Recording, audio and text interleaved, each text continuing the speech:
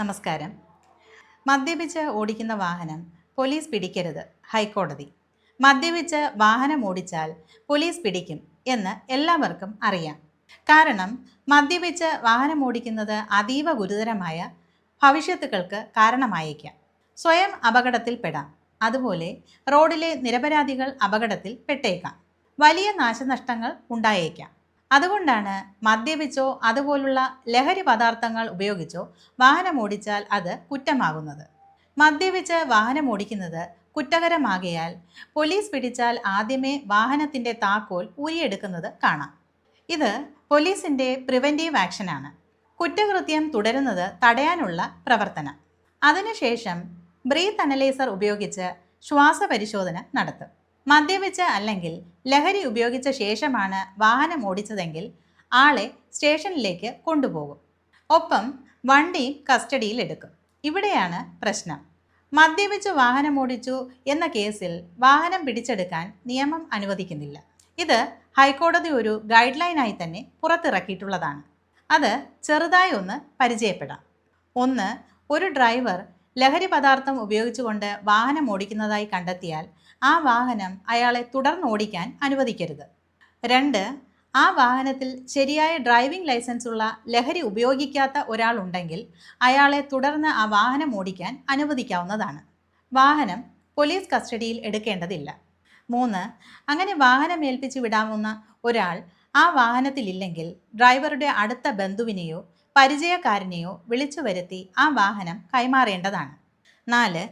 അങ്ങനെ വിളിച്ചപ്പോൾ അടുത്ത ബന്ധുവോ പരിചയക്കാരനോ വന്നില്ലെങ്കിൽ ആ വാഹനം താൽക്കാലികമായി പോലീസ് സ്റ്റേഷനിലോ മറ്റ് അനുയോജ്യ സ്ഥലത്തോ സൂക്ഷിക്കാവുന്നതാണ്. ഇങ്ങനെ പറയുമ്പോൾ കോടതി വ്യക്തത വരുത്തുന്ന ഒരു കാര്യമുണ്ട്.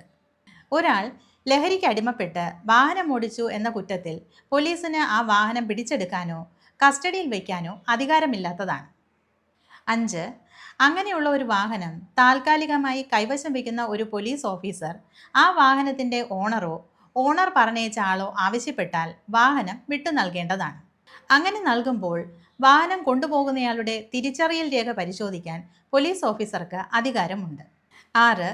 മദ്യപിച്ച് വാഹനം ഓടിച്ചു എന്ന കുറ്റത്തിന് പ്രോസിക്യൂഷൻ നടപടികൾ ആവശ്യമുണ്ടെങ്കിൽ വാഹനം പിടിച്ചെടുക്കാവുന്നതും കസ്റ്റഡിയിൽ വയ്ക്കാവുന്നതുമാണ്. ഒരിക്കൽ കൂടി പറയാം, പ്രോസിക്യൂഷൻ ആവശ്യമുണ്ടെങ്കിൽ വാഹനം പിടിച്ചെടുക്കാവുന്നതും കസ്റ്റഡിയിൽ വയ്ക്കാവുന്നതുമാണ്. അങ്ങനെ വാഹനം പിടിച്ചെടുക്കുകയാണെങ്കിൽ അത് 3 ദിവസത്തിനുള്ളിൽ ആ സ്ഥലത്തെ മാജിസ്ട്രേറ്റിനെ അറിയിച്ചിരിക്കണം എന്നുണ്ട്. മദ്യപിച്ചോ ലഹരി പദാർത്ഥങ്ങൾ ഉപയോഗിച്ചോ വാഹനം ഓടിക്കുന്നത് മോട്ടോർ വാഹന നിയമത്തിലെ സെക്ഷൻ 185 പ്രകാരം കുറ്റകരമാണ്. കുറ്റം കൊഗ്നിസിബിൾ ആണ്. വാറണ്ട് ഇല്ലാതെ തന്നെ പോലീസ് ഓഫീസർക്ക് അറസ്റ്റ് ചെയ്യാം എന്നാണ് അവിടെ പറയുന്നത്.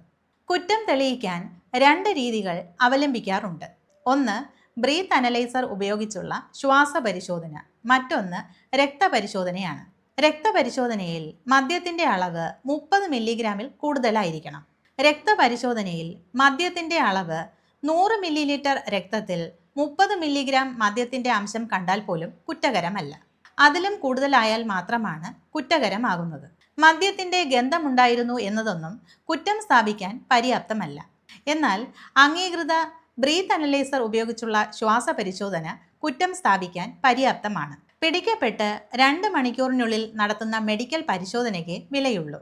അതുകൊണ്ടാണ് പിടിക്കപ്പെടാതെ ഓടി രക്ഷപ്പെടുന്നത്. കുറ്റാരോപിതനെ പിടിക്കപ്പെട്ട് 2 മണിക്കൂറിനുള്ളിൽ ഒരു രജിസ്റ്റേർഡ് മെഡിക്കൽ പ്രാക്ടീഷണറുടെ അടുത്ത് വൈദ്യപരിശോധനയ്ക്ക് വിധേയനാക്കേണ്ടതാണ്. കുറ്റാരോപിതൻ വൈദ്യപരിശോധനയ്ക്ക് എതിർപ്പ് പ്രകടിപ്പിക്കുകയാണെങ്കിൽ ബ്രീത്ത് അനലൈസറിൽ നിന്നും ലഭിച്ച പ്രിൻ്റ് ഔട്ട് കുറ്റപത്രത്തോടൊപ്പം കോടതിയിൽ കൊടുക്കാം. സാഹചര്യങ്ങൾക്കനുസരണമായിട്ടാണ് ശിക്ഷിക്കപ്പെടുന്നത്. 10,000 രൂപ പിഴയൊടുക്കുകയാണ് ഒരു രീതി. 10,000 രൂപ പിഴയും 6 മാസം തടവുമാണ് മറ്റൊരു രീതി. ഇനി 6 മാസം തടവ് മാത്രമായും ശിക്ഷ ലഭിക്കാം. ഇതിൽ ഏത് വേണമെന്ന് തീരുമാനിക്കുന്നത് കോടതിയാണ്. ആദ്യമായി കുറ്റം ചെയ്യുന്നവർക്കുള്ള ഡിസ്കൗണ്ട് റേറ്റിലുള്ള ശിക്ഷയാണ് ഇത്. 2ാം വട്ടം മുതൽ 15,000 പിഴയും 2 വർഷം ജയിൽവാസവും വരും. അപ്പോൾ ശ്രദ്ധിക്കുക, പൊതുസ്ഥലങ്ങളിൽ വാഹനം ഡ്രൈവ് ചെയ്യുമ്പോൾ തികഞ്ഞ ഉത്തരവാദിത്തം പാലിക്കുക. നമ്മുടെ ജാഗ്രതയെ തടസ്സപ്പെടുത്തുന്ന ലഹരി വസ്തുക്കൾ ഉപേക്ഷിക്കുക. ഇത് നിസ്സാരമായി കാണരുത്. നമ്മുടെ സേഫ്റ്റിയോടൊപ്പം മറ്റുള്ളവരുടെ സേഫ്റ്റിയും നമ്മുടെ ലക്ഷ്യമായിരിക്കട്ടെ. Thank you. This is legal prism, law made easy.